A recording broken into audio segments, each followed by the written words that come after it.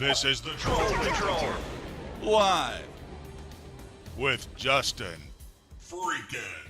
Welcome to the Troll Patrol, live. It's a freaking Wednesday. And apparently, if Sparkles joins us on Friday, she's going to spend the entire show crying. That's what she's told me. Because the butt-sniffing guy that she went out with, apparently her and him had a whole falling out. They've been at each other's throats having a Twitter war. And it has upset her. And then, you know, all the news today. Poor Lord, and that's I need to apologize. I do not spend enough time in my own Discord server. I have no clue what stories you post, and you do a fantastic job of posting things. You post things I don't even see sometimes. I love it. Thank you. Don't quit posting. Well, the 3 stories you posted. Yes. Oh yeah. Yeah. All 3 of these will be talked about. Oh, great show for you tonight. I make you this promise. Before we end the show, a moose is going to show us how we celebrate Pride. Trump, back in the spotlight, was down at the border, had multiple newsworthy comments today. But he was asked by Jim Acosta if he was sorry for January 6th. We're going to see what the Trump supporters had to say about that.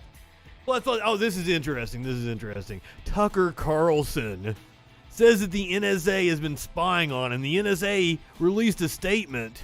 There's only one conclusion you can draw from it. I may be wrong. We're going to talk about that condominium. What was it, last week? Well, was it Thursday, Friday when it happened? I kind of speculated that, you know, it was yet another result of capitalism. And then I walked that back. I'm like, no, I don't need to be saying that. Well, it turns out like I was right. But, starting off the show tonight, God gave us the best Pride Month present you can possibly ask for.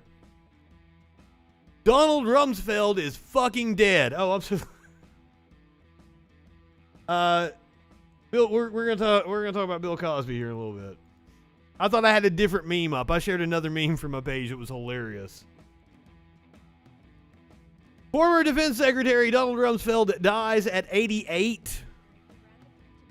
Now, the thing that boggles my mind about this is the former Secretary of State Henry Kissinger is still alive.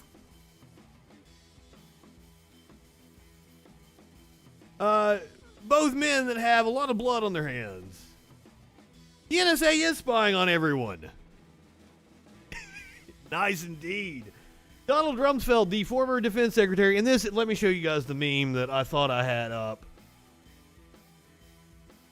This is what I thought was up there.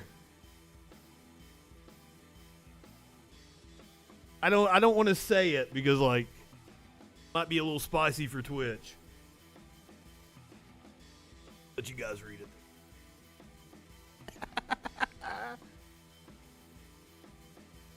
Donald Rumsfeld, the former defense secretary who led the Pentagon when the U.S. launched wars against Iraq and Afghanistan, died at the age of 88.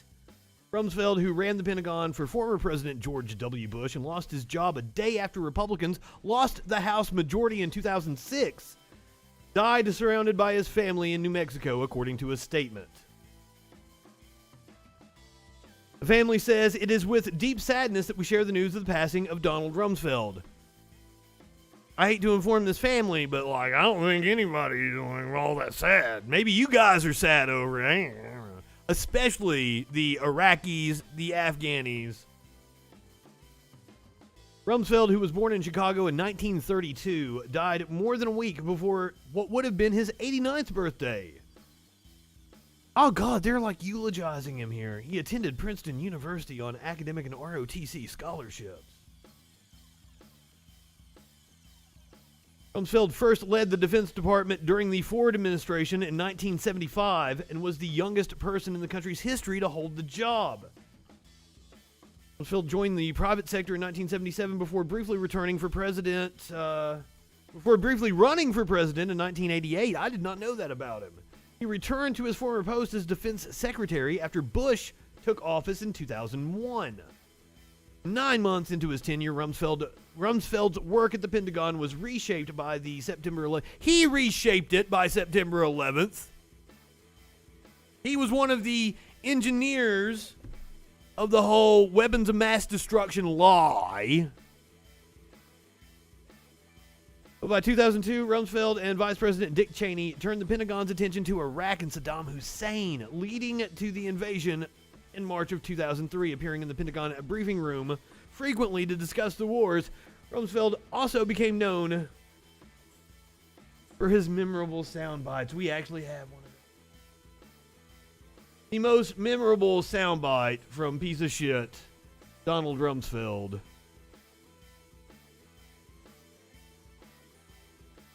Reports that say that something hasn't happened are always interesting to me because, as we know, there are known knowns. Once again, like when I start getting bots and fucking spam and shit in my chat, like I think I've made it. Hell yeah. You guys didn't know I had a little bit of the virality this week. The clip of the Alabama school teacher that resigned before she could be fired, saying all kinds of nasty shit about her baby daddy, got quite a few views. There are things we know we know. We also know there are known unknowns. That is to say, we know there are some things we do not know. But there are also unknown unknowns. The ones we don't know, we don't know.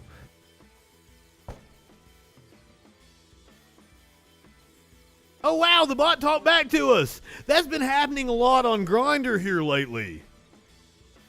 They seem real up until the point where they're asking you to go to their website and watch their webcam show before they will hook up with you. There's that something hasn't happened are always. They are getting smarter. As we know. You're right, bot. Known knowns. There are things we know we know. We also know there are known unknowns. That is to say, we know there are some things we do not know. But there are also unknown unknowns. The ones we don't know, we don't know. Yeah. We don't know whether it's a bot. Or, I don't know. I'm trying to make a joke out of it and it sucked. But from one stupid-ass Republican to another, Trump is back in the news.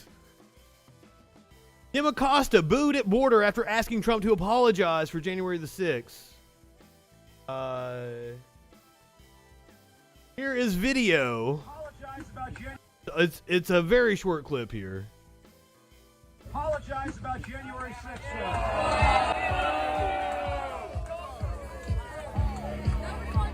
Oh, he's already playing YMCA there.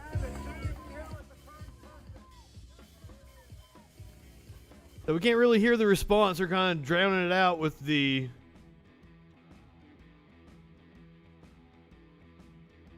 God, I need to have that clip of him dancing just pulled up, don't I? At all times. I need to have it as a drop on here, so like the way I can pull Rudy up like this. Stupid? You think we're fools? I need to have Trump dancing. I'm going to work on that. By next week, that will be a thing. Trump visited the border and bemoaned what he called the sick state of the U.S.-Mexico border during a trip to Texas with GOP lawmakers. We have a sick country in many ways. It's sick in elections. It's sick in the border. And if you don't have good elections and if you don't have a strong border, you don't have a country, Trump said during a roundtable event before his speech in front of a section of the border wall. Now, I believe that was this roundtable event, which had this noteworthy clip from it.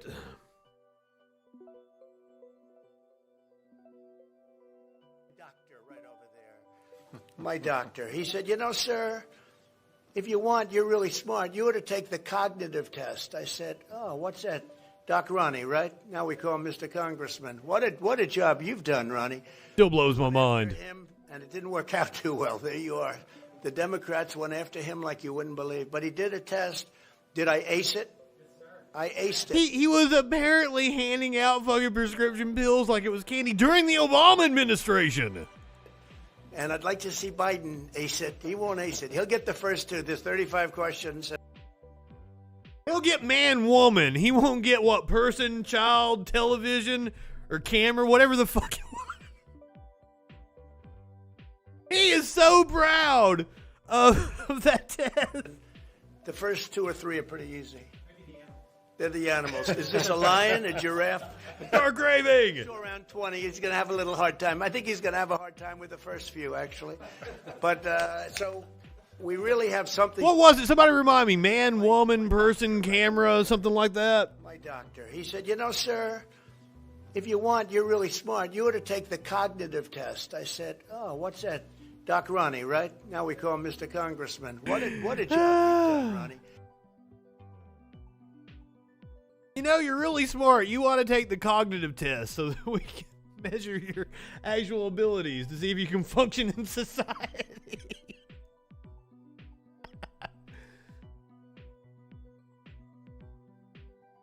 I'd like to see him take a civics test, personally. An Atlantic article published today. The senator who decided to tell the truth.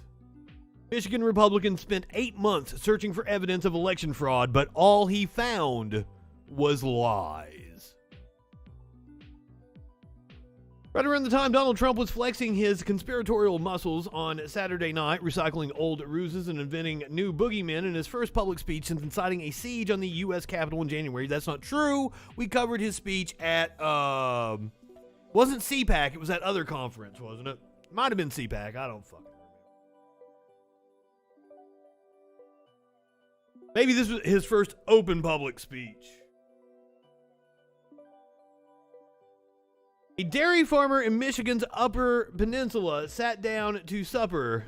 It had been a trying day. This was on Saturday. The farmer, Ed McBroom, battled sidewinding rain while working his 320 acres. Hold on, let's skip all the narrative here. Like reading a recipe online.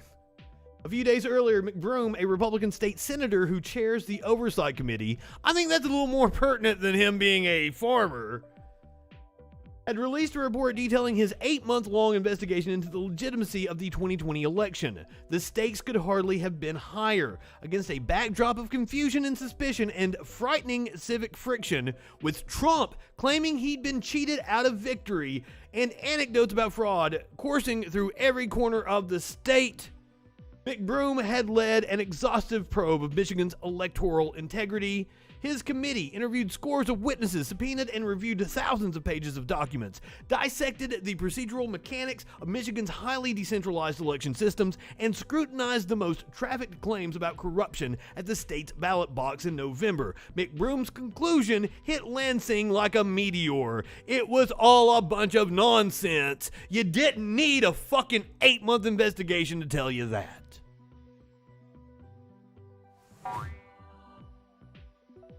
Our clear finding is that citizens should be confident the results represent the true results of the ballot cast by the people of Michigan, McBroom wrote in the report. There is no evidence presented at this time to prove either significant acts of fraud or that an organized, wide-scale effort to commit fraudulent activity was perpetrated in order to subvert the will of Michigan voters. McBroom goes the dynamite.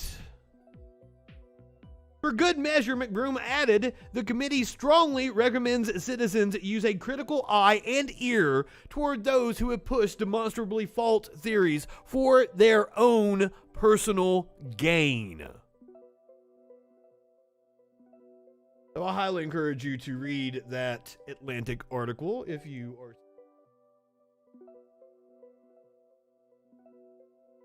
Glad there's at least some Republicans with a spine. Not many of them, as we're going to find out when it comes to the vote on the January 6th Select Committee. I believe it got 2 Republicans. We'll cover that story here in a second. We just got our clearest picture yet of how Biden won in 2020. Speaking of the election, this coming to us from NPR.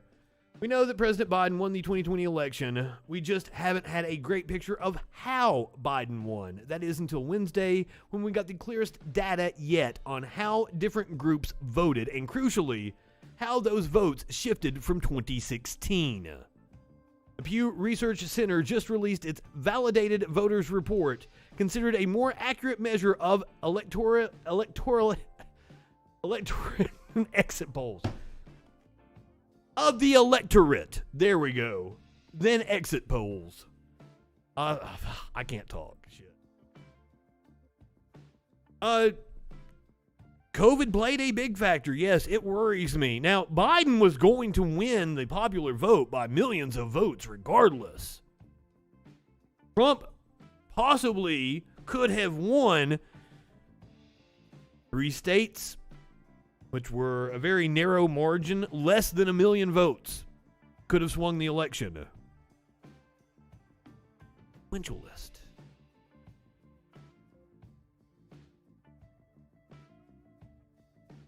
The new Pew data shows that shifts among suburban voters, white men and independents helped Biden win in November, even while white women and Hispanics swung toward Trump from 2016 to 2020.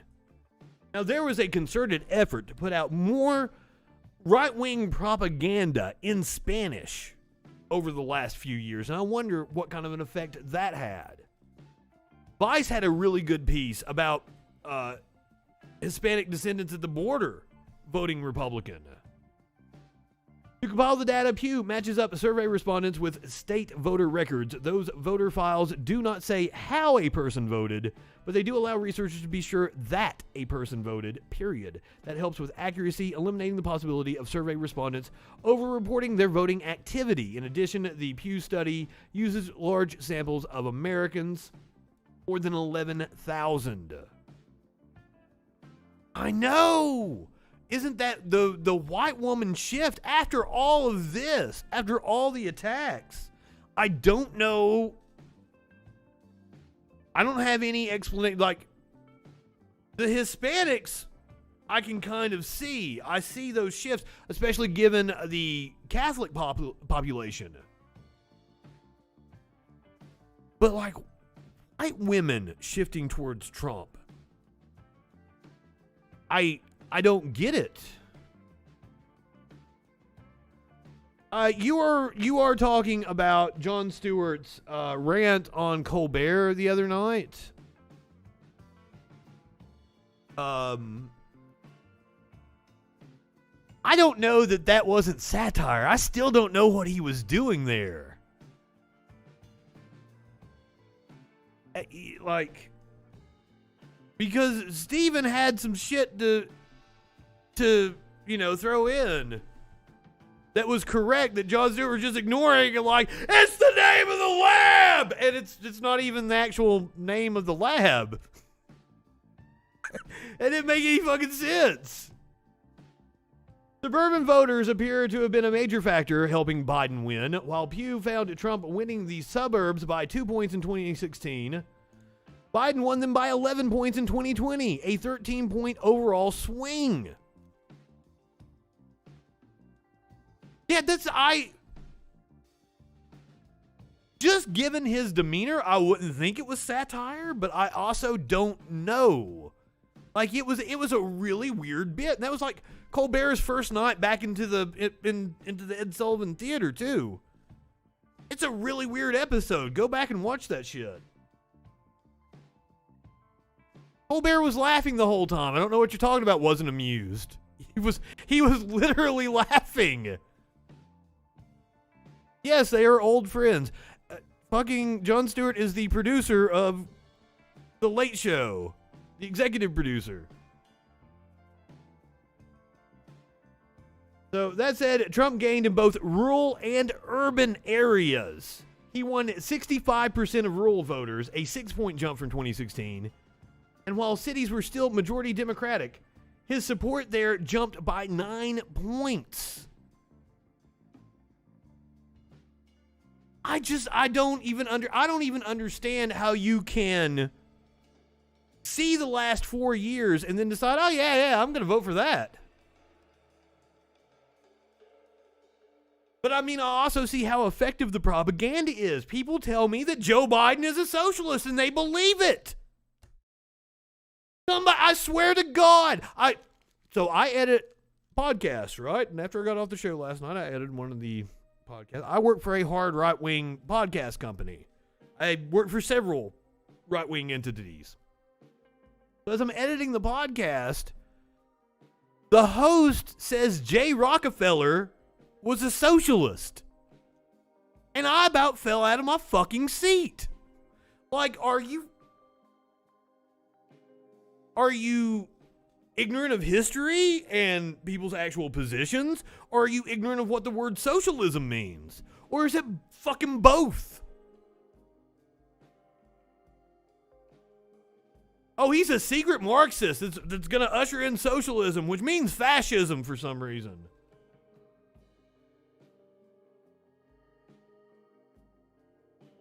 I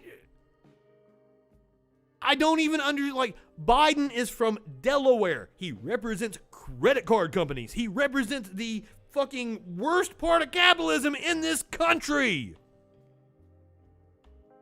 It boggles my mind. So it has to be the propaganda and the misinformation. I see it over and over again when I fact check right wingers. They block me like they want to stay in their echo chamber.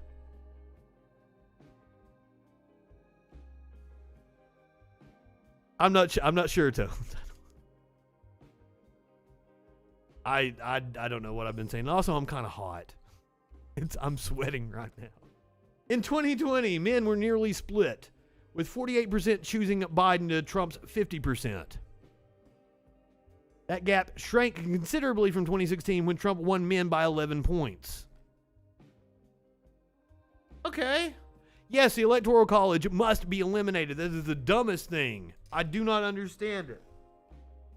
I do not get the right-wing argument for keeping it other than to keep Republicans in power. Because, if you're talking as an individual, somebody from fucking Alabama or Tennessee talking to me like, we don't want California deciding the election, your vote don't fucking count, dude. Your vote don't count right now. Do away with the Electoral College, your vote counts. Your vote means something. But the Electoral College seriously weights votes more towards rural white voters. White men were a big part of the swing toward Biden. Oh, I already did that. In addition, Biden made significant gains among married men and college-educated men. I could see that. I could see people that sat out 2016 and decided to vote Democrat. I'm fucking one of them. I didn't vote Democrat in 2016. In 2020. All these groups overlap. They help paint a more detailed portrait of the type of man who might have shifted or newly participated in 2020.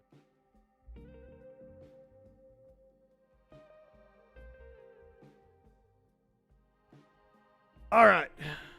So the moment everybody has been waiting for is supposedly coming tomorrow. But Eric Trump insists that the Trump org will survive the criminal charges that are supposedly coming tomorrow because the Daily Mail commenters say so.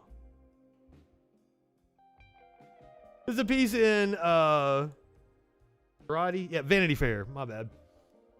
By now, you've all likely heard that on Thursday, the Trump Organization and its CFO, Alan Weisselberg, are expected to be criminally charged by the Manhattan District Attorney's Office. The news is undoubtedly unwelcome within the Trump clan. According to Eric Trump, though, the company is going to be just fine, and yet he knows this because commenters. Seriously, I'm gonna turn the air conditioner on.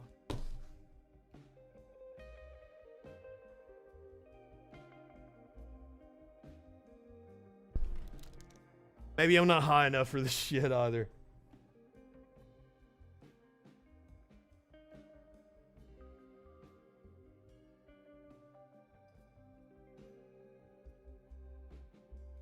Yep. Means you're a dirty commie. The top comments on the Daily Mail. This is Eric Trump's tweet, which really say it all. People have seen this movie before. Also, Eric, by the way, the Daily Mail, one, is a right-wing publication. So it's already, its audience is going to be slanted towards you. But two, algorithms are probably showing you comments you're more likely to engage with. It's like Greenville, United States. This is it? Untaxed fringe benefits after 6 years? No, that's not it, by the way. This is the first set of charges that are going to be coming to, you know, get Weisselberg to flip. Looks like this is going to be the Dems' 14th swing and a miss. I mean, I don't think the Dems missed at all. I think they fucking...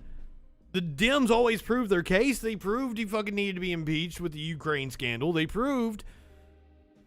I mean, as if you needed proof that he incited an insurrection. And a communist. Both a socialist and a communist, because they're both the same thing. And what they're meaning when they say socialist and communist is fascist. Literally. Or authoritarian. Or totalitarian. That's what they mean when they say socialist or communist. Not a goddamn one of them know what the words mean.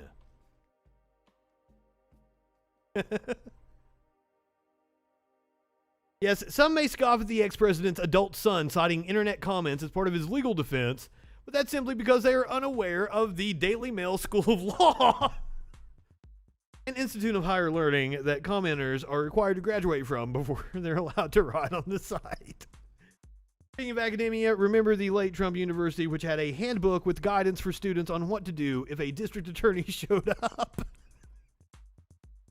Wow. All right. Yeah, everybody needs to take a hit before this one, because none of us, not a one of us is high enough for this shit. I do not know if this was before or after he knew about the NSA's statement.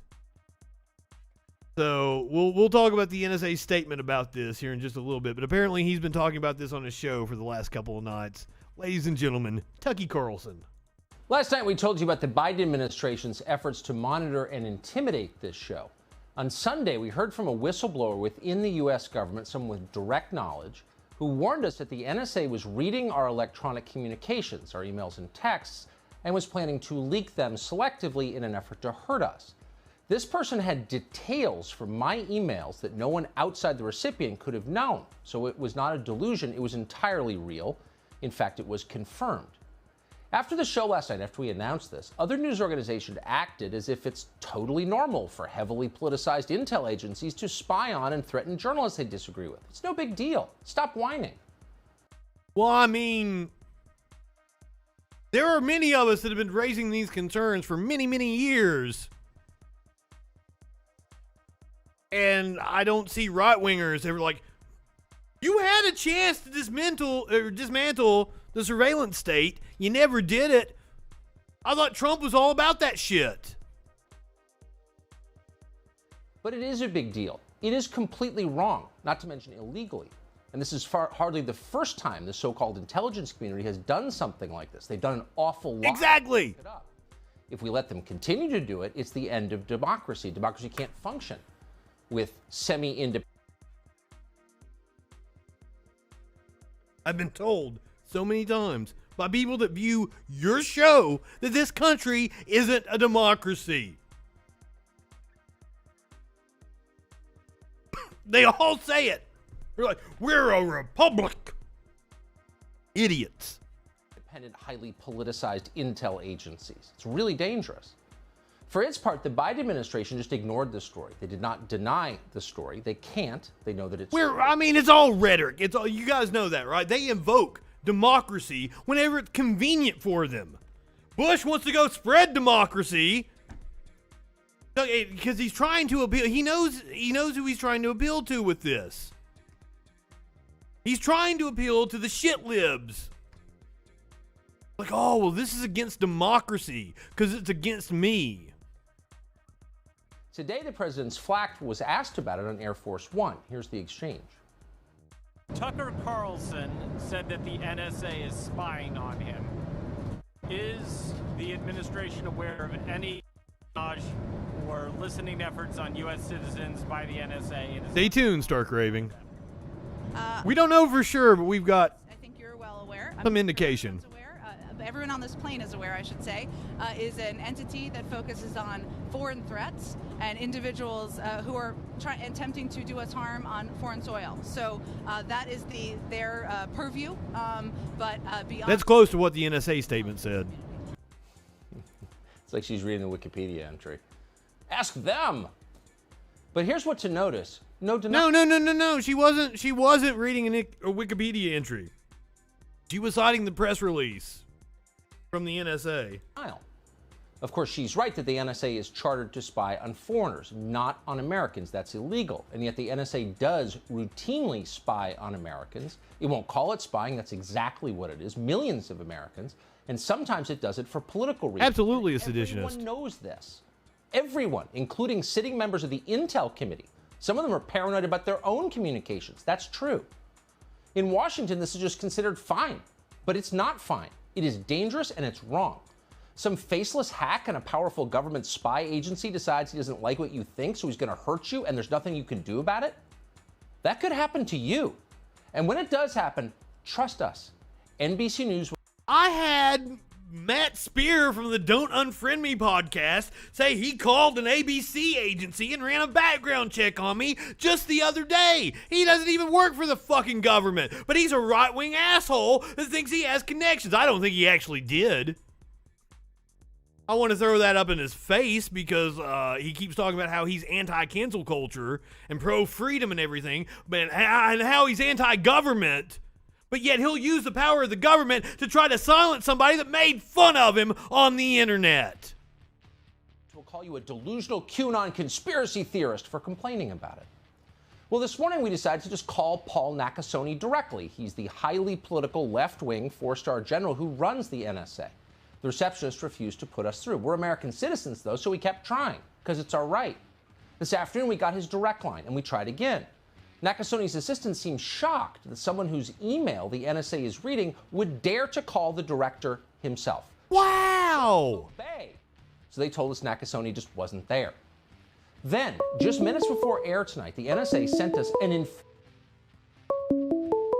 I hate to cut this off, but I mean, we got to do what we got to do, right? Caller, you're on the Troll Patrol. What's going on?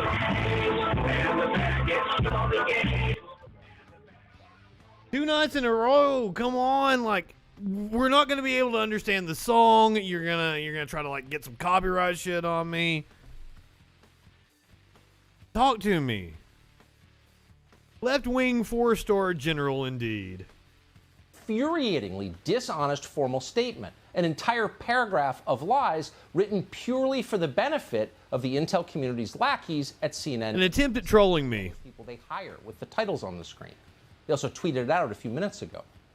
Now, last night on the show, we made a very straightforward claim. NSA has read my private emails without my permission, period. That's what we said. Tonight's statement from the NSA does not deny that. Instead, it comes with this non sequitur. In part, quote, Tucker Carlson has never been an intelligence target of the agency. Do you know what that means? He's been talking to someone who is an intelligence target of the agency. That's what that means. That's what they're saying. They're letting everyone know. Tucker been doing some shady shit. Okay, glad to know. But the question remains, did the Biden... It wouldn't benefit. It doesn't make any sense. That's like somebody earlier today told me like the CDC is just in it for the money. And I'm like, explain to me how the CDC has a profit motive. They couldn't. They told me to Google it and do my own research. God damn. Oh. No, it wouldn't benefit some lackey at the NSA unless they're just saying, oh, well, it's cancel culture trying to take Tucker Carlson down because they don't like what he has to say, which that's probably what he's arguing. That's the question that we asked directly to NSA officials when we spoke to them about 20 minutes ago in a very heated conversation. Did you read my emails? And again, they refused to say. Again and again. And then they refused even to explain why they... Tucker, it is an ongoing national security matter. They have said what they can say about it. That's what's wild that you're getting on TV and yelling about this shit. Holy fuck. Tucker, you might be messing with something that, like, you need to back off from, sir. You got too big for your britches. Holy shit.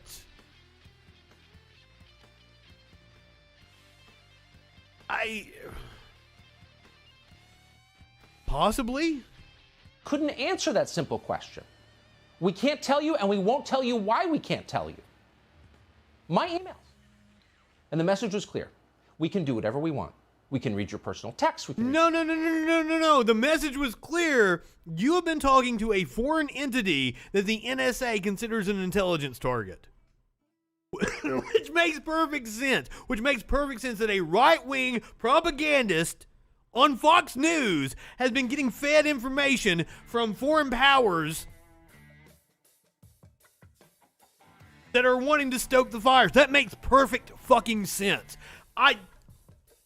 Absolutely. Not a doubt in my mind on that one, Tucker. personal emails. We can send veiled threats. You're right, Tones. That could be what it is. That's like Matt Gaetz trying to get out in front of it and sort of counter narrative. You back if we don't like your politics. We can do anything. We're our own country. I mean, you're right in that regard, Stark Raving. But like, you're not. Tucker helped make that happen. To describe the experience, it was like living in China. But we should get used to it. Now that the Biden administration has classified tens of millions of patriotic Americans, the kind who served in the military and fly flags in front of their homes, as potential domestic terrorists, white supremacist saboteurs, we're going to see a whole lot more of this kind of thing. Well, they are, Ducky. Jesus. And yes, like the FBI warned about them recruiting disaffected vets. God damn, that was a piece 10 years ago. I wrote a fucking movie based on it in 2013, 2014 when I read that news story. The movie was called The 14 Words. But I wish I could go back to 2013, 2014 and make that movie because I didn't realize how fucking, like, pertinent it would be. Oh. Speaking of white supremacists, though, the House has voted to remove Confederate statues from the Capitol. Voted 285 to 120 on Tuesday evening to remove statues honoring people who defended the Confederacy from public display in Capitol Hill and replace a bust of former Chief Justice Roger Taney, who authored the 1857 Dred Scott decision, with one of Thurgood Marshall, the first black Supreme Court justice. Symbolic gestures, indeed, they're not material change, which we have been demanding. But fuck. That's nice. The House previously passed the measure during nationwide anti-racism protests spurred by George Floyd's death, but the bill stalled in the then Republican-controlled Senate. The legislation introduced by House Majority Leader Steny Hoyer orders the removal of Confederate statues that are a part of the National Statuary Hall collection from the Capitol building. House Majority Whip James Clyburn, who endorsed Nina Turner's opponent, trying to pull the same kind of move that he pulled in the primary last year. I don't think it's going to work too well for him. I don't think you have that kind of cachet anymore, sir. No, you cannot. House Majority Whip James Clyburn invoked the January 6th insurrection when the bill was reintroduced in May, saying its passage would demonstrate that as Americans, we do not celebrate those who seek to divide us. Each state sends 2 statues to the Capitol as part of the National Sanctuary Hall collection. Statuary. I said sanctuary. My apologies. While Congress can't unilaterally remove the statues, the bill would remove them from public display. Confederate statues would be returned to their respective states if the state agrees. Some states have already swapped out Confederate statues that they sent to the building. Virginia state legislators in 2020 removed a statue of Confederate General Robert E. Lee from the Capitol, who once again, I'll remind you, said there shouldn't be statues of himself. Was literally asked about that. said there shouldn't be statues of himself for the very reason of continuing the strife in the country. That's what he said.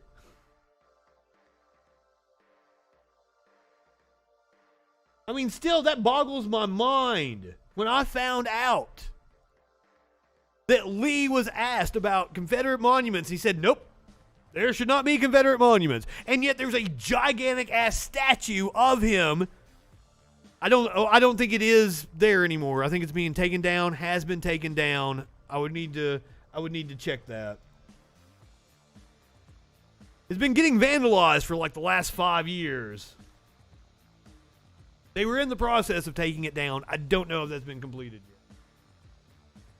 The House has approved a new select committee to investigate the January 6th riot. In a largely party line vote, the Democratic-controlled House of Representatives approved legislation on Wednesday to create a select committee to launch a new inquiry into the January 6th attack on the U.S. Capitol.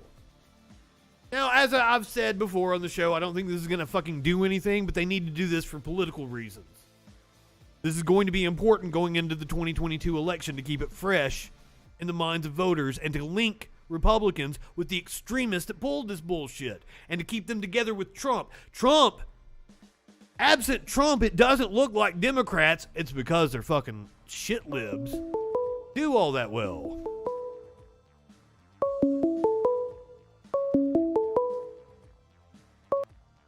Caller, you're on the Troll Patrol. What's going on?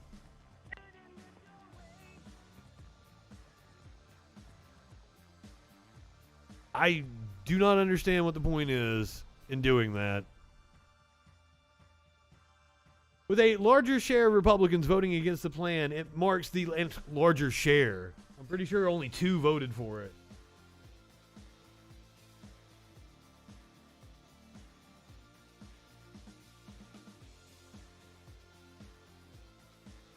Liz Cheney of Wyoming, Adam Kinzinger of Illinois. I think they were the only 2. This article kind of paints it like there were others. The committee was approved by a 222 to 190 vote.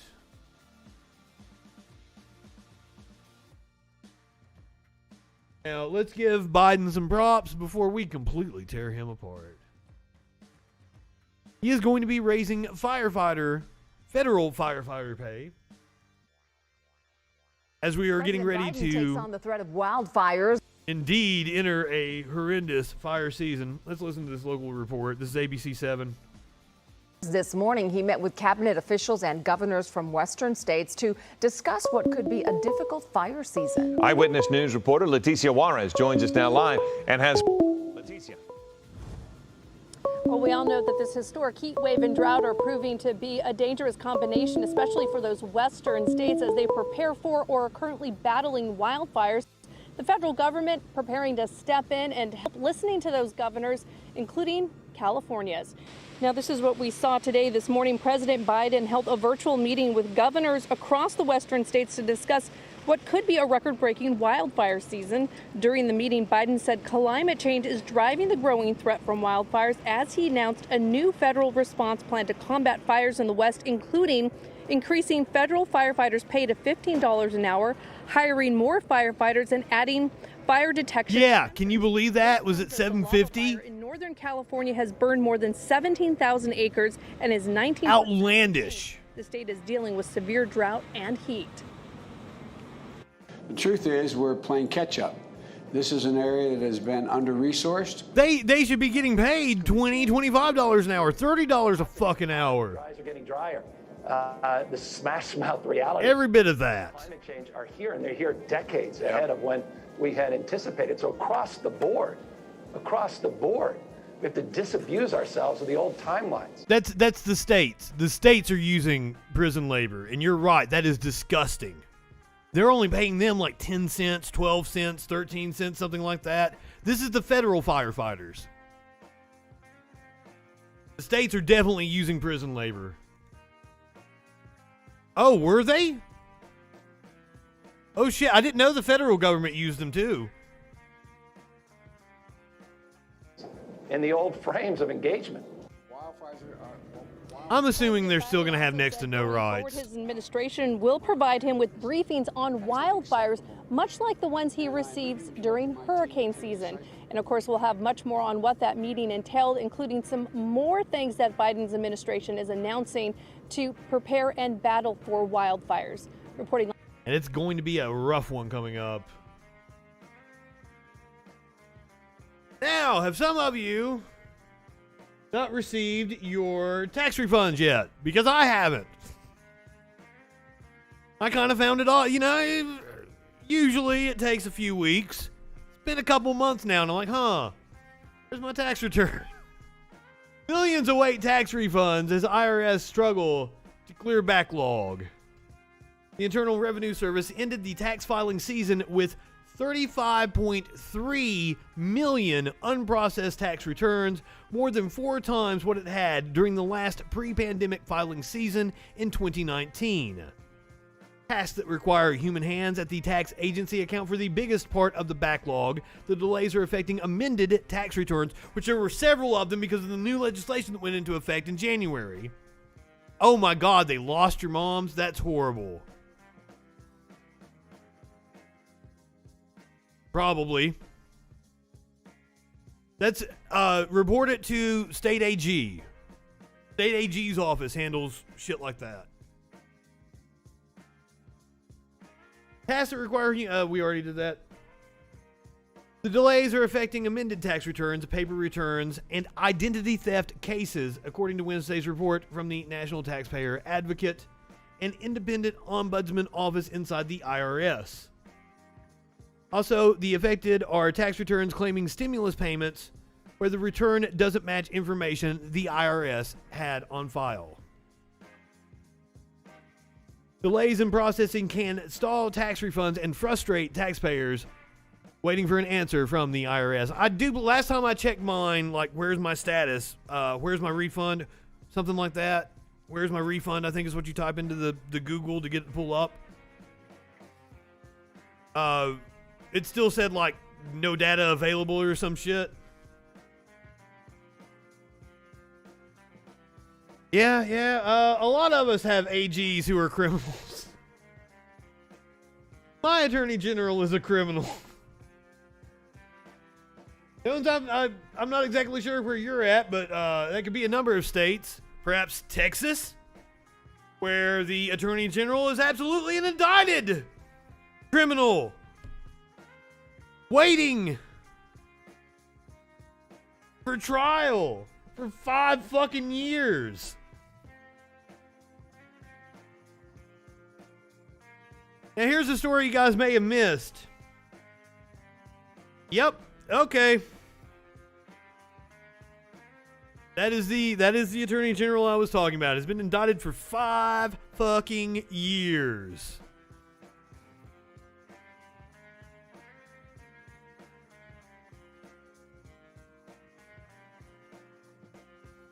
That's the article you wanted to share. PubeCan saying that Facebook blocking Trump is a First Amendment issue.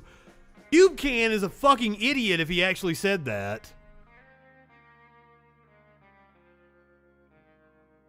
Because, like, it's not a First Amendment issue. The First Amendment only prevents you from being imprisoned by the government for what you say.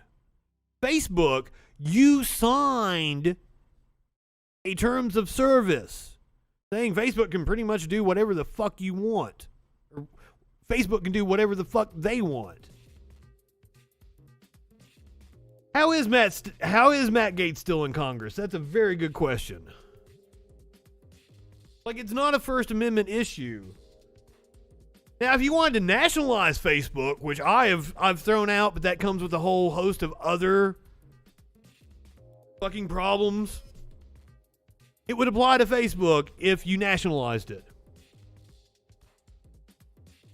It is that simple. Clarence Thomas is a fucking idiot, and he is a right-wing moron that plays to these culture war fucking idiots. It really is that simple, though. The First Amendment prevents the government from imprisoning you for your speech. Or retaliating against you for your speech. That's all. That's what the First Amendment is. Facebook has no effect on that. Except the courts have ruled that a public official can't block you from their official site. That's a First Amendment issue. Like, that's how I get to call Marsha Blackburn a dumb fuck.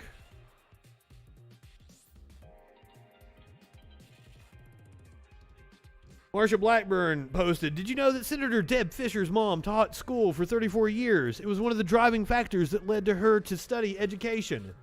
Justin Freakin responded, "Did you know that Senator Blackburn is a fucking idiot? It was one of the driving factors that led her to being a traitor."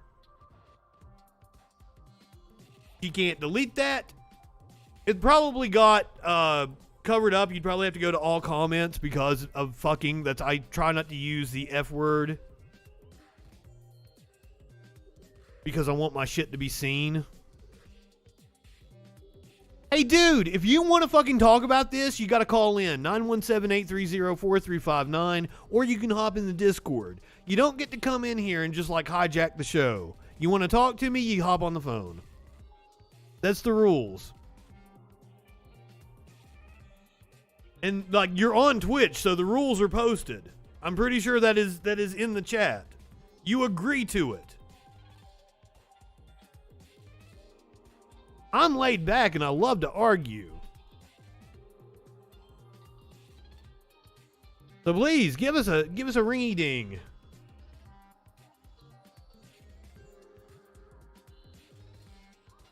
Caller, you're on the Troll Patrol. What's going on?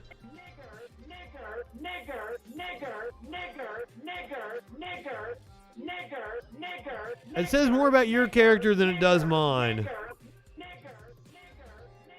Yeah, I do not care. And it's wild that you called me from your actual fucking phone number. You might want to block your number before you do stupid shit like that. But hey, what do I know? Contrarian.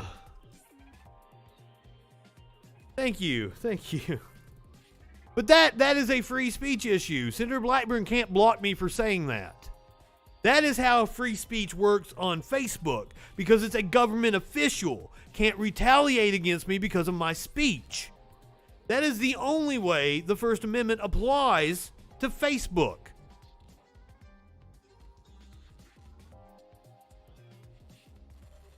Young activists say coward Biden must fight harder on climate change. Absolutely. Picture of the Sunrise Movement. Apparently several of them were arrested yesterday, which didn't get much coverage. I don't even think it goes into it in this article, but we'll see. Young climate activists carrying signs reading, "Biden, you coward," at Fight for Us, and "No Climate, No Deal," gathered outside the White House on Monday to protest what they called U.S. President Joe Biden's broken promises and pandering to Republicans. It is true from their official account. That was Senator Marsha Blackburn's Facebook account. Now, Marsha Blackburn's personal account, Marsha Blackburn for Senate, whatever the fuck, they can probably block me. That's never been tested in court. But from the official government account, and this was Trump. it was Trump blocking people on Twitter that got this court ruling. From the official government account, they cannot block you. That is a First Amendment violation. Biden ran with bold promises for action and climate, and we turned out for him, said John Paul Meja. I probably fucked your name up, dude. I'm sorry. An 18-year-old student from Miami among hundreds at the Sunrise Movement protest, which featured Representative Alexandria Ocasio-Cortez and other progressive members of Congress. Yeah. I don't know if that's a policy that, You ask a very good question. Does that apply? Because it's a U.S. law. But is that like, Facebook upholds that standard for all politicians across the globe? Probably not.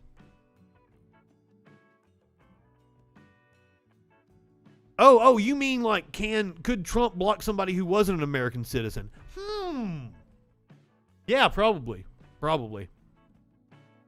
That's a very this is the kind of shit I like right here. I like delving into this shit.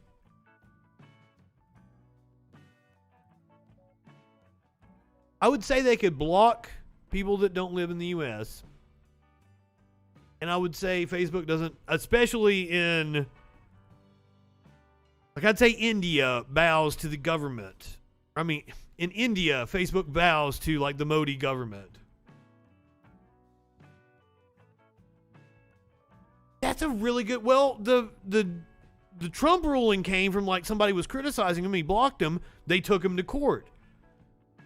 So you're right, like, how would you, unless like you'd have to like say it in your appeal to Twitter or Facebook. There's a lot of issues here. I mean, ultimately, if you're blocked by a politician on social media and you want a remedy for that, it's the courts. That's everything. I would assume that politicians just take the stance that like they block no one unless like it comes from a pings a foreign address or something. But then that would, like, me commenting on Marsha's page, what if I'm pinging my address from over in like Belarus or some shit, which is absolutely possible, and they block me, but I'd still have a case because I was using a legal service to do that. Yeah, these are interesting questions that I'm assuming there's no legal precedent for it. Like these things are getting tested out in the courts as we go along. So yeah, like these are all questions that I guess our generation has to figure out because the old people that currently run the government and run the courts don't even fucking know what's going on online. The disappointment is being echoed by young climate activists around the country who say Biden's opportunity to fulfill campaign pledges is slipping away as he negotiates with Republicans. Holy shit, is that true? He's already walked back his promise to pass the second bill through reconciliation, which if he just fucking walks back his promise to do the dual bill, passes the bipartisan bill, and then they do reconciliation anyway, I've got no problem with him saying he's going to split them apart or not going to say that he's going to veto one without the other. If we get both bills and we get something like a $6-7 trillion spending, which is still woefully inadequate for reasons like we're going to cover here in a second, but is a good start. Asked about the climate protest on Monday, Press Secretary Jen Psaki told reporters that the president is absolutely committed to addressing climate change. Many young activists are critical of the $1.2 trillion infrastructure deal between Republicans and Democrats that includes half of the funding Biden originally proposed for electric vehicle technology, such as charging stations, none for EV rebates, and does not require utilities to meet a clean energy standard. White House said Monday the bipartisan deal was just a down payment on Biden's long-term climate goals. But if they don't do the reconciliation directly after, their window of opportunity is going to be closed.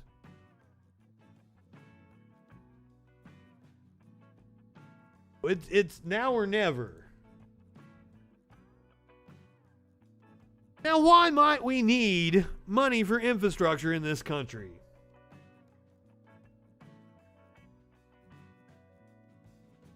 Now, I realize the Miami condo is not a part of federal infrastructure, state infrastructure. It was a private building. Daniel Wagner is an attorney for a resident who sued the Champlain Towers South condominium. But I would also say that building inspectors are part of the government. And that we probably need a lot more of those. And that we need to be doing a better job of inspecting buildings like this to make sure they are up to code. Now, it would seem that a second lawsuit has been filed Let's hear from the CNN Association report. in 2015. I just referenced him to Steve. The allegation there was water damage due to cracks in the building. The resident did settle with the condo association. That condo is gone. It is gone today. It was destroyed in the collapse. Thankfully, the resident was not home at that time. So, Daniel, your client among the very, very lucky. Tell me, though, because this is all looking as if there were problems. They were serious problems. They became excruciatingly serious problems, causing a near doubling in the amount of money that they were going to assess people for. All this happening in the past few years. So Now apparently it's not just the structural problems. They were having climate change was exacerbating this. Apparently, like there was some kind of sinkhole possibly under the building because it was in a marshland or some shit. Which once again is capitalism. Like, oh, let's go to this marshland to build fucking condos so we can make money. So your client's story becomes very crucial in this timeline. What damage did your client see in the unit? Well, Aaron, thank you for having me.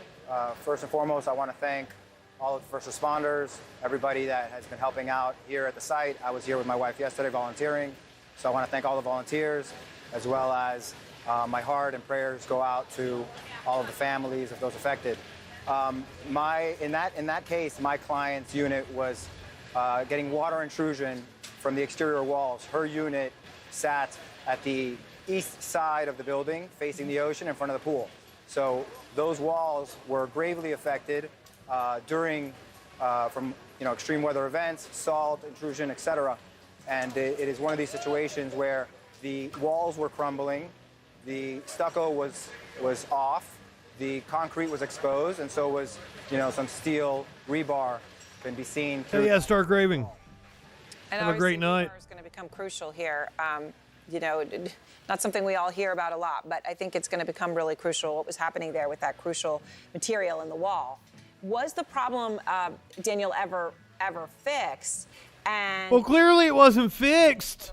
Did whatever they did to fix it. Were there continued signs of damage to your client's unit? Well, we filed our lawsuit to hold the building accountable for the damage to my client's unit due to the water intrusion from the exterior walls. The situation is such that once the water got into the unit, obviously they were notified accordingly. Unfortunately, it had to result in a lawsuit being filed for them to take any action to correct the problem. Wow. Once the and also, settlement occurred, which was this is the first time I've talked about this on the show since it happened. If you guys haven't seen the actual footage of the collapse, that's wild.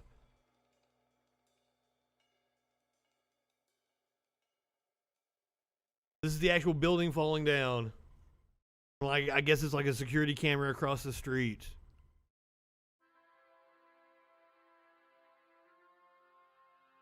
I wouldn't advise buying real estate in Florida.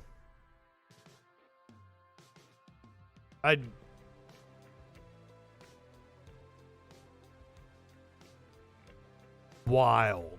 This is wild. And it would seem that this is going to be the most deadly, most catastrophic building collapse in the history of the country.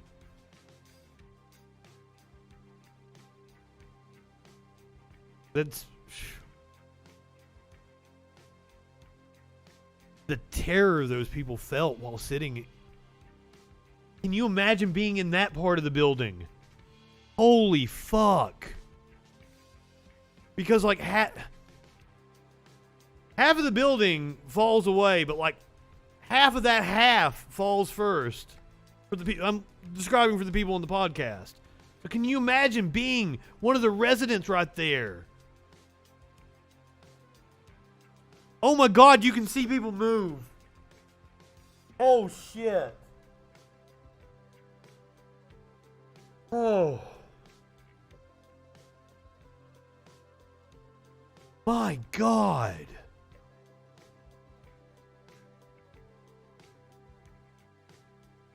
No, Dave Rubin says we don't need the government to tell us how we should build things, Joe.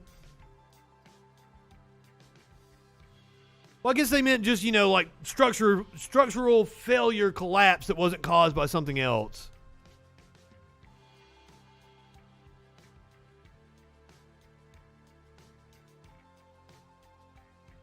Right. You can see people moving.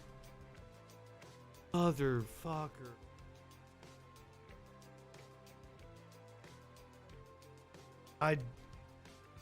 This stunning footage.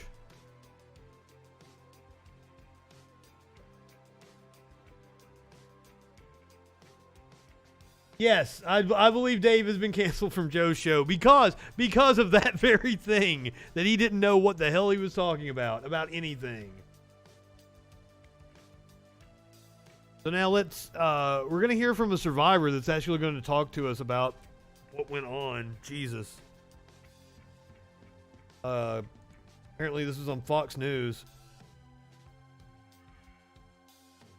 Steve Rosenthal is a survivor of the Surfside condominium collapse, rescued from the South Tower shortly after it fell. Steve, first of all, blessings to you and glad that you are able to be with us today. You've brought us some pictures, and we see your vantage point in some of these where you're standing waiting to be rescued, looking down. Tell us about last Thursday morning, middle of the night. Well, thank you. Last Thursday morning, I was asleep in bed. It was about 1:30. And I heard the loudest thunder I've ever heard in my life, times 100. And I went, okay, we got a big storm coming into Miami, a major storm. It's been humid, it's hot, it's June, no big deal. About 5 seconds later, the bed starts to shake, the room starts to shake. And I honestly thought I was in a dream in California in an earthquake. I mean, that's all that came, it's a dream. So what's the first noise that he hears before the shaking? Is that like something collapsing in the parking garage before like the actual building starts coming down?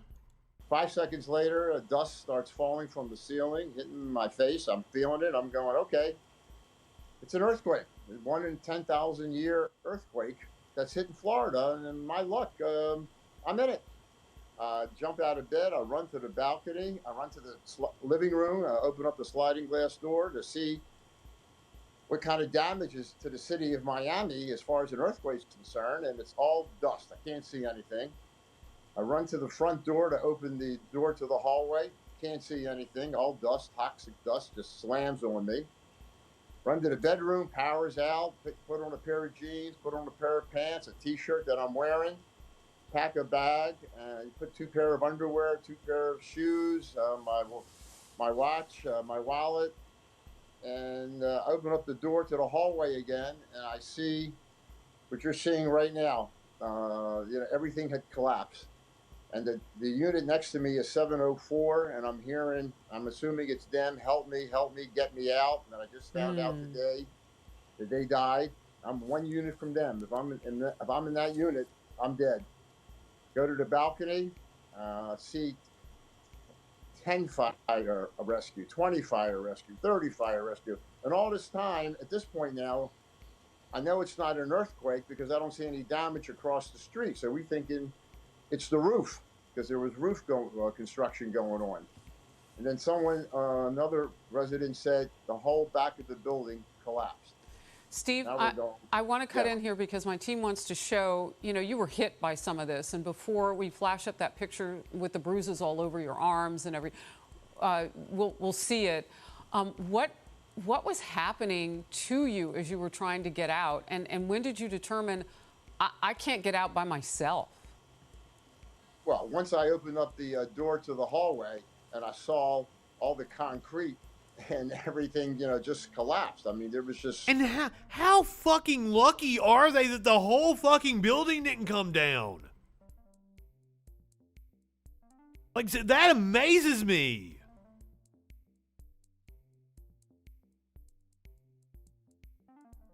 And also, like, now that I've thought about that, the rescue crews that are searching through the rubble right now. Are they protected? What happens if something happens to that building? What happens if the rest of it comes down?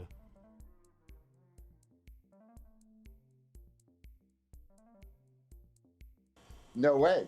I mean, I couldn't go down the fire escape. I mean, or the steps or anything. Who knows what was going on over there? One way, the hallway was impassable. The other one, too scared. So all you could do was go to the balcony and wait to get rescued by fire or rescue. That was it. I know that there's like this fork thing in the hallway. It's the I don't even know what all that is. What is that? And you gave it a name. Some kind of cable. It's like a devil's fork. I mean, it's just like stop here, and you're not going into my unit. And this is the 704 unit, the door right there. And I just found out today that they passed. They didn't make it. I'm so sorry. And they were a very nice couple from Venezuela. Very nice people. God bless them and all those Yeah, who they are, we right are there. learning Very about nice. perishing. Yeah. How long had you lived in the building? I lived there 20 years. I moved in 1 month before 9/11. You know, we're learning today that there was a memo, an email information that went out to residents back in April that there were structural concerns. They were repairing. I'd rather have a devil's triangle, thank you. What were you aware of? Well, honestly, I was aware that we needed some work done. It's 40 years. They assessed us $15 million. Mine was $135,000 payable, about $800 a month for 15 years. It was like a second mortgage.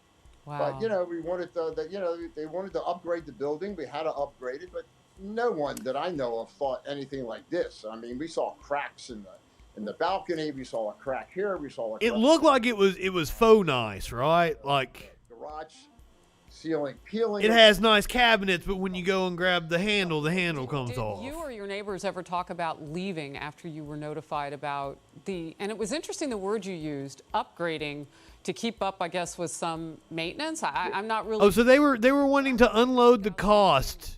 Which points to some problems in that... On the residents, wow. Did they include that report to you guys so that you could see it? I believe I got the report, but that's why we hire a board of directors or elect a board Exactly, they are protections. And it's... God, anytime I hear right-wingers talk about regulation and shit... And they're like, oh, this meaningless regulation. Like, haven't you ever heard the old adage, like, if there's a rule, there's a reason why there's a rule. Like, somebody did something stupid in order to make it a rule. It's the same thing with regulations. They didn't just come up with regulations willy-nilly to fuck with you and your business like you always claim, motherfuckers. Not confident enough to know about rebars and concrete and sand, and they say they want to do this, they want to do that. Okay, let's go ahead and do it. Surfside has become a very hot area, and I guess they wanted to, they needed to upgrade the building. No question about it. Real quickly, and I know that your lawyer doesn't want you talking about this case, but I want my audience to know that you are the first individual to sue at Champlain Towers after the South Tower. Good on him. I hope they all fucking sue. Exactly now. All the families. Because the investigations will come. Go ahead. The lawyer said, listen, you need to protect your interest. And it doesn't matter if you the first one or the 100th one. Whatever the insurance company's going to do, they're going to do it to me, or they're going to do it to the 100th person or the 95th person. It doesn't matter. And I just wanted to get it out of the way. There's no question everybody's going to file a lawsuit. Everyone, every unit owner, every family member. Absolutely. It's going to be You're done. talking to I neighbors? just happened to be the first one, that's all. Yeah. Have you been able to talk to anybody that made it out that night? There were over 100 who did, but there's so many who have not. Talked. Yeah, I'm staying at the Red Cross is putting me up at the Marriott Surfside here. A lot of us are here, so we all were talking, and I've run into some people on the 4 line that didn't make it. One of my friends wasn't there that night. He slept over at his girlfriend's. Another person that I know happened to just get out a minute before. So there are a few people that survived just by chance and just by luck. Yeah. But if you were sleeping, if you weren't up, you're gone. Well, by God's grace that there were some of you who survived, and we pray for those as they continue with... What's with all the God shit? And Steve let Rosenthal. me just say that the fire rescue people were great, and that the community has been fantastic, and everybody has contributed, and the charities and global empowerment, and everybody has just been... The Australians like, why does it fall to the Red Cross to do it? Because it's the U.S. because it's the U.S. All right, before we do the next one, I guess I gotta hit the. This one might affect some people because there's a missing child in East Tennessee, and the story's kind of gone national. I believe Court TV's all over it. I'm assuming the Nancy Grace is all over it. But it looks like there's some weird shit going on. So, a little background here before we actually hear the interview.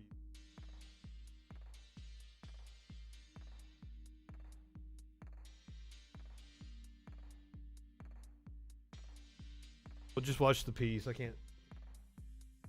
Basically, this 5-year-old girl has been missing for about 2 weeks now.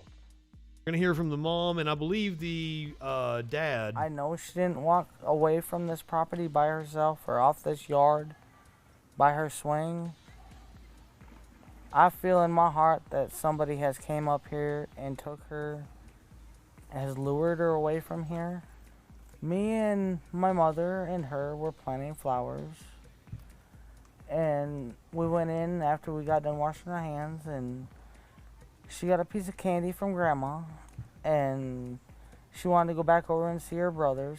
And I said, okay, and I walked her all the way over to the porch, and I watched her walk into the kitchen where the boys were watching TV. And I told the boys, I said, watch Summer, I'll be back.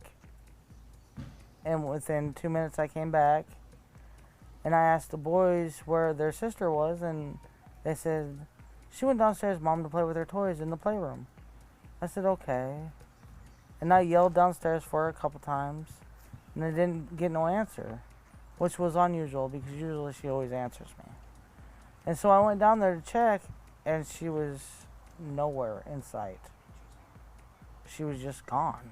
I don't go on walks around here or runs because I'm scared of the bears and snakes and even the coyotes that are around here.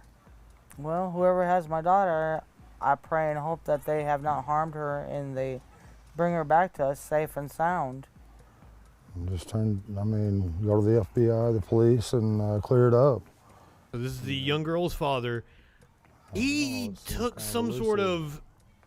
He took a lie detector test just like days after she went missing. I'm not up on all the details. I've just kind of been paying attention. It's been in the peripheral. He took a lie detector. That's why I'm going to try to get all the details over it's really here. Strange that I've never seen this truck and I've never heard of it until just recently.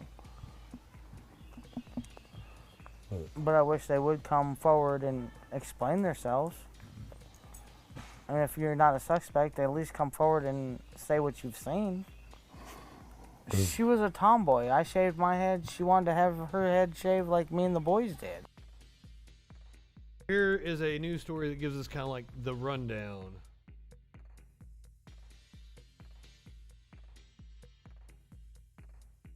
Summer Moon Utah Wells was reportedly last seen Tuesday, June 15th, walking near her home on Ben Hill Road in the Beach Creek community wearing a pink shirt and gray shorts. The Tennessee Bureau of Investigation said a family member reported her missing to the Hawkins County Sheriff's Office around 6:30 p.m.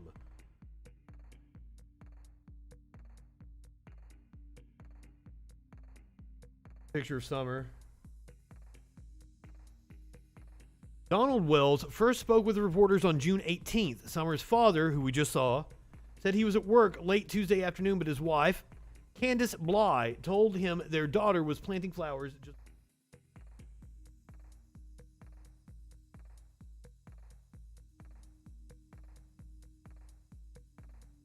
Bly says she believes Summer was abducted. Summer's grandmother, Candace Harrer, was there the night the young girl disappeared, according to Bly. Harrer stays in a camper on the property. Josie, Wyatt, and Waylon are Summer's brothers, 12, 11, and 9, and they were also home the night of the disappearance. Bly filed a protective order against Wells last year. So the mom filed a protective order against the father. She stated in court documents in October that she was afraid for her children and herself. Oh, God. An arrest warrant was obtained by News 2 states. An arrest warrant that was obtained by News 2 states a Hawkins County deputy had responded October 14th to the home where Donald Wells lived with his wife and 4 children. Wells was arrested and booked into the Hawkins County Jail on multiple charges, including domestic assault, possession of a handgun while under the influence, and unlawful possession of a weapon. Yeah, that's been people in the comment sections have been saying, like, it seems like she's highly medicated. Now, we don't really want to draw conclusions. Your kid was missing, you might be popping Xanaxes too.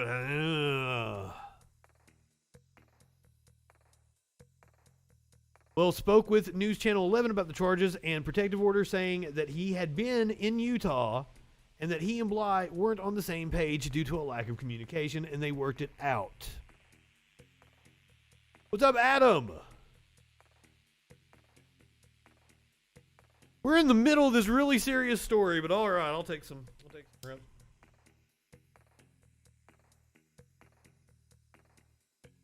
I have the bowling out tonight.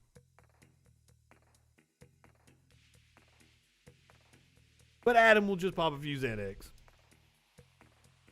That's what they're wondering if the mom was on. Oh, you probably heard that. That's what you're talking about. Just in time.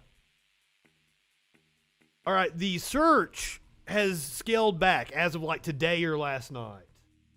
So I would say law enforcement is onto something. She tried to shave her head She tried in to the shave her back head and make herself. it, I think you can see it in some of the pictures, and it was getting out of control. So we decided to shave her head off and let it grow back long. And Okay, I totally understand it. Well, this is a couple. Their daughter is missing. A lot of people have speculated that the mom was on something during the interviews that she was giving. But I said, hey, if your kid's missing for 2 weeks, you might be popping some Xanax too. So I like to be fair. she shaved her head. But there does seem to be something fishy going on with this story. So she wouldn't feel bad, and but it didn't bother her at this point. Well, I knew right away that. Great point, Tones. I hadn't even thought about that. I knew that right away, and that's what I told them from the beginning. But they have to go through their, I forget the word. Investigation. They have to do one step at a time, I guess. But I'm sorry that they had to spend so many man hours in these woods and everything. I've seen them limping and everything else, and I feel for them. But I just wish there was a way that neighbors could search neighbors' houses. That's weird. The way he said that was weird. If you get the word. Investigation. They have to do one step at a time, I guess. But I'm sorry that they had to spend so many man hours in these woods and everything. I've seen them limping and everything else, and I feel for them. But I just wish there was a way that neighbors could search neighbors' houses, and then if they're not willing, get a search warrant or something. But there's just no way you can search every single house, in the eastern United States or whatever. But I wish there was a way. Just thankful for the person or persons that's doing that, out of love. It sounds like he has some inclination as to where she's at. We thank them from the bottom of our hearts. That means a lot. And we thank everybody who's trying so hard and praying so hard. And she's an awesome young lady, and we just want her back. But, there's always going to be haters, and it's always going to be that way in this world. And we just want to focus on the. If the cops have a tip, they're going to search the house. I mean, how many times have we watched people fucking get their doors knocked down for no fucking reason on this very show? There's something fishy going on here, and I don't exactly know what it is.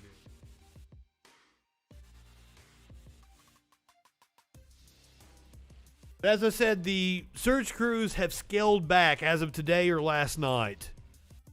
And having done news as long as I have and having seen several of these situations played out, that usually means law enforcement has some idea, a lead that they might want to pursue.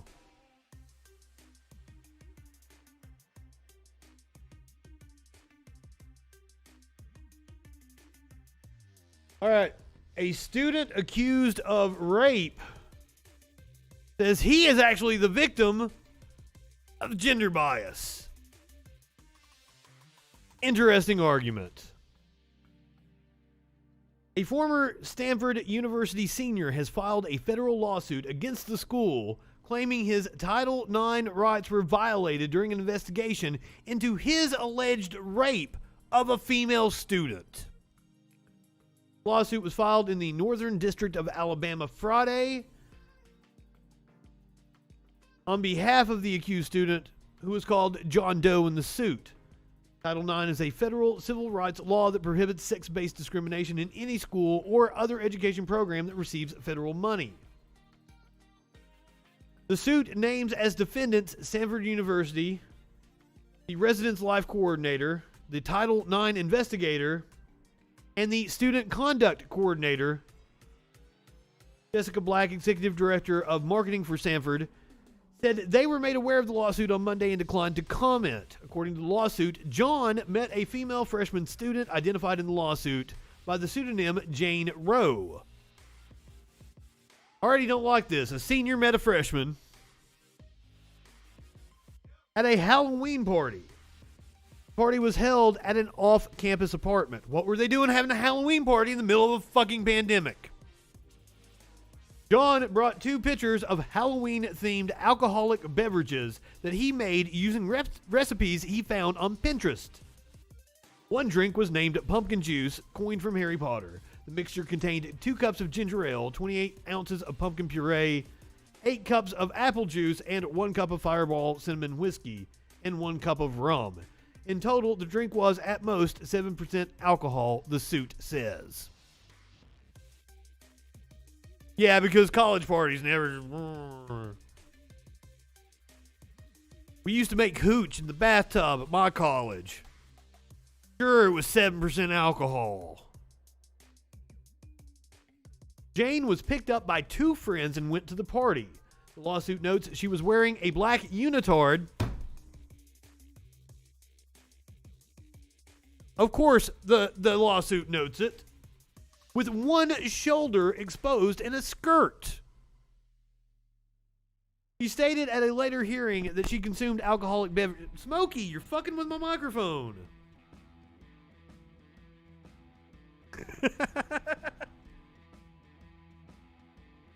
I'd rather have my college bathtub hooch. Prison proof. She stated at a later hearing that she consumed alcoholic beverages prior to arriving at the party. So, sounds perfectly reasonable for a college female. Shortly after arriving at the party, according to the lawsuit, Jane's friend offered her a sip of the pumpkin juice that John brought to the party. She then approached John and complimented him on the pumpkin juice. The lawsuit notes the others, including John, all drank pumpkin juice poured from the same pitcher. A short time later, Jane commented to John about the noise level, and he suggested they go to a nearby friend's apartment where it was quiet. The 2 left together 12 minutes after meeting for the first time. Jane texted a friend and told her she had left with John. They talked about majors, her joining a sorority, and other personal information. Eventually, Jane Rowe asked John if they wanted to hook up. Doubt. John asked Jane if she was sure she wanted to engage in sexual activity with him. Sure he did. Sure. And she confirmed that she did. Several times before and during their consensual sexual intercourse, John asked Jane Rowe for her consent. And he was doing the fucking PC principle shit. He got it in writing and everything.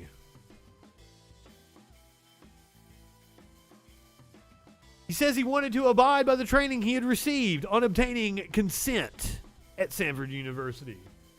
At all times, according to the lawsuit, Jane's words and actions indicated to John that she understood the who, what, where, when, and why of the sexual interaction.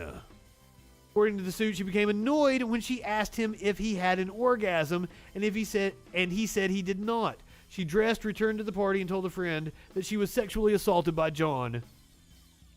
She called friends to pick her up. Her sister was the one on the scene. Outside of the party, a group of males and female students approached John and asked him if he had drugged Jane Roe to have sex with her, the suit states. So people at the party even thought you raped her. But no, it was totally consensual. Then she went back to the party and started partying. Female outside asked John what he put in Jane Roe's drink. John responded that he put everything in her drink, meaning that he made the pumpkin juice.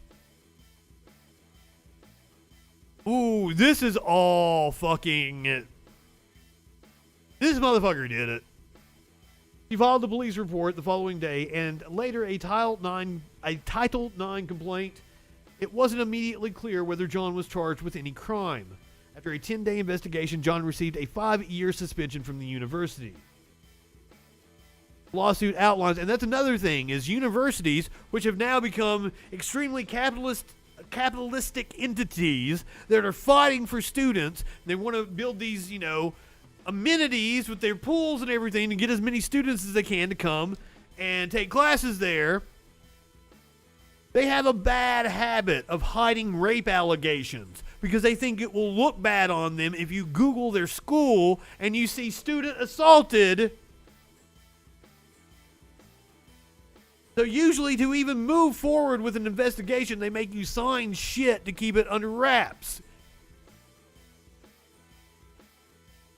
It's fucked. The lawsuit outlines allegations regarding the actions and inactions taken by defendants, evidenced gender bias against John throughout the investigatory process. Gender bias my ass. And that's one of the reasons why hey John, I am using some gender bias right now. You want to know why?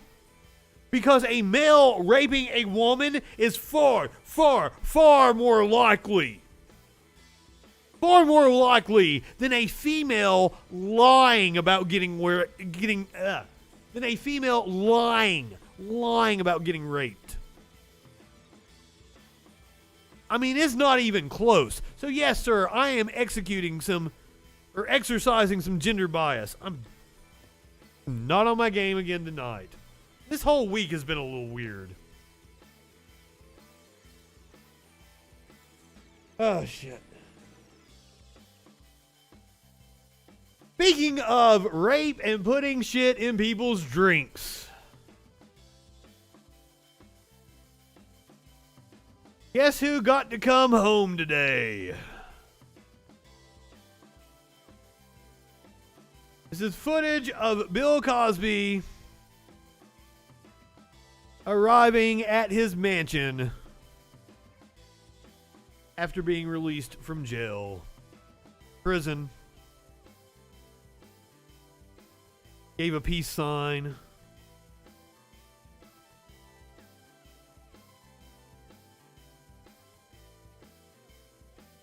So, it's an infuriating piece of business here. The first thing we need to point out is that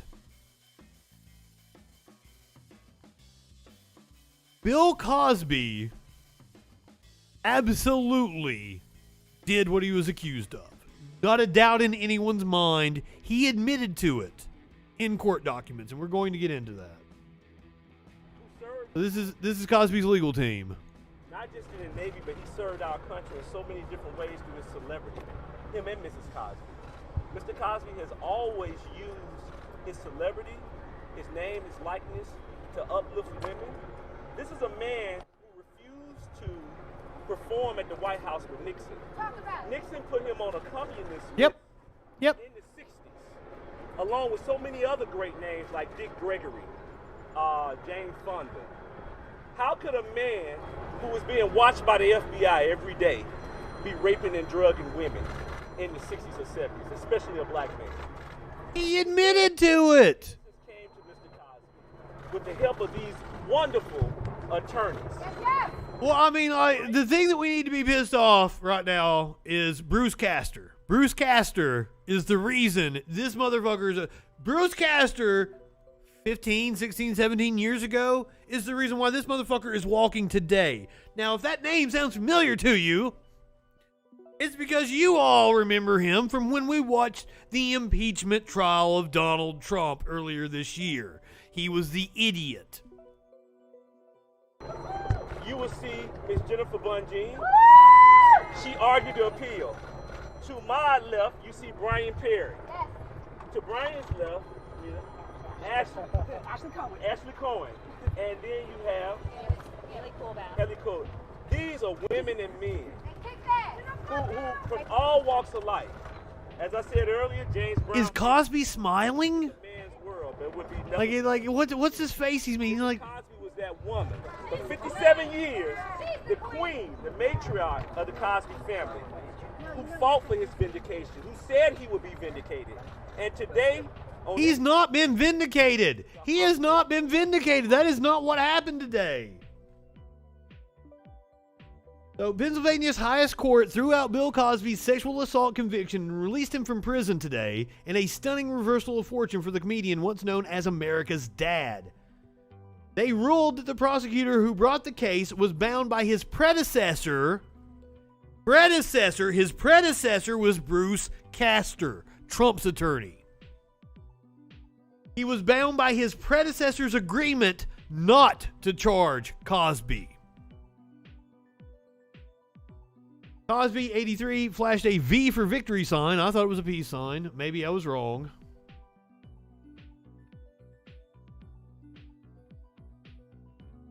Cosby was arrested in 2015 when a district attorney, armed with newly unsealed evidence, the comic's own damaging... I really am fucked up tonight. The comic's own damaging deposition in a lawsuit brought by Constant filed charges against him just days before the 12-year statute of limitations was about to run out. But the Pennsylvania Supreme Court Wednesday said that District Attorney Kevin Steele, who made the decision to arrest Cosby, was obligated to stand by his predecessor's promise to not charge Cosby, though there was no evidence that agreement was ever put in writing. There was no evidence that agreement was ever put in writing. Now, apparently Castor promised Cosby that he wouldn't prosecute him in order to get Cosby to spill the beans. That's how we have the deposition, where he says, yes, I drugged women and raped them.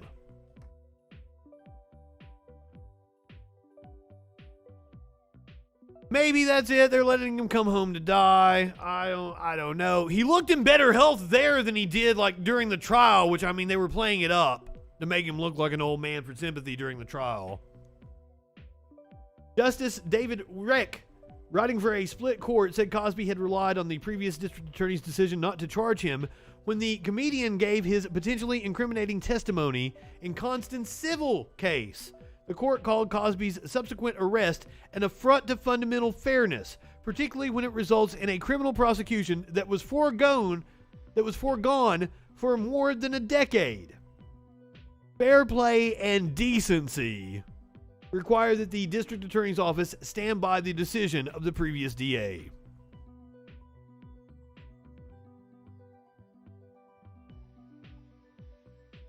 Cosby tweeted out, "I have never changed my stance nor my story.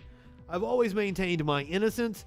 Thank you to all my fans, supporters, and friends who stood by me through this ordeal. Special thanks to the Pennsylvania Supreme Court for upholding the rule of law." That was what Cosby had to say.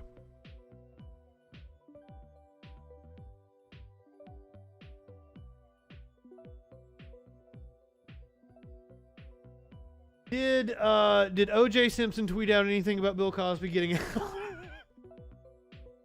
This might have to be a recurring segment on the show. My Twitter's not working for some.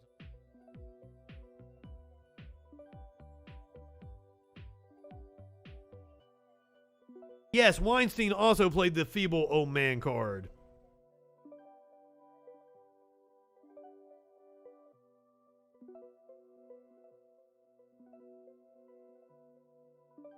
I am furious to hear the news. Actor Amber Tamblyn, the founder of the Time's Up movement and advocacy group for sex crime victims, said on Twitter, I personally know women who this man drugged and raped while unconscious. Shame on the court and this decision. Cosby co-star Felicia Rashad? Felicia Rashad? Is that how you say it? Felicia Rashad, that's right. Finally, a terrible wrong is being righted. A miscarriage of justice. I guess she played one of Cosby's... I never watched The Cosby Show. I guess she played one of Cosby's kids. 4 Supreme Court justices formed the majority that ruled in Cosby's favor, while 3 others dissented in whole or in part.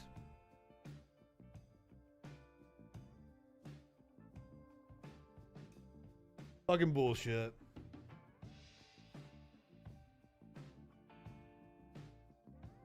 I'm sorry that like we're gonna end on that note, but hey, I promised by the end of the show that a moose was gonna show us how you really celebrate Pride.